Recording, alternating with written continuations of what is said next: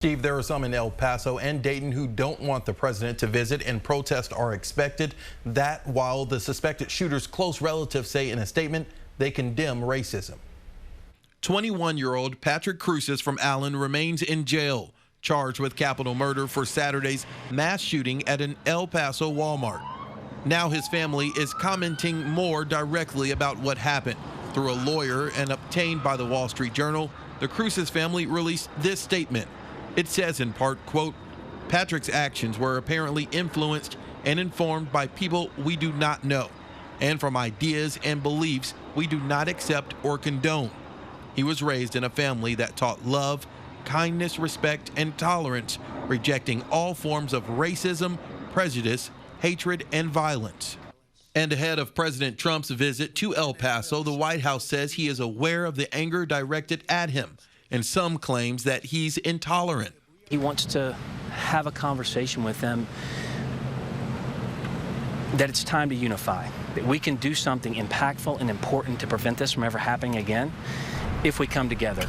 El Paso Mayor, a Republican, says he's received a lot of negative calls and emails about the visit, but says he will focus on his community, not politics. In an official capacity, welcoming the office of the President of the United States, which I consider is my formal duty.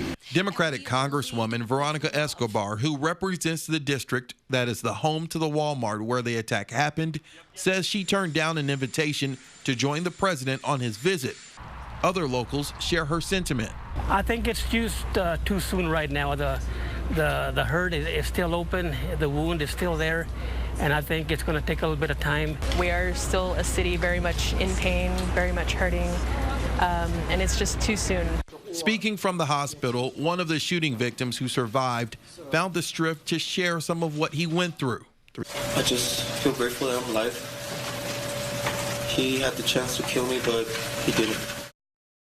Octavio Romero Lazarde was shopping in the Walmart with his nephew, 15-year-old Javier Amir Rodriguez, when the shooting started. His nephew is the youngest of 22 murder victims. It was my nephew right in front of me. I won't go into details, but it was a horrible image, and I hope nobody ever goes straight. Now, some activist groups have coordinated what apparently will be a large protest in El Paso Park. That's where Congresswoman Escobar says she will be instead of meeting with the president. Heather and Steve. All right, Steve and Dal in the newsroom, thank you very much.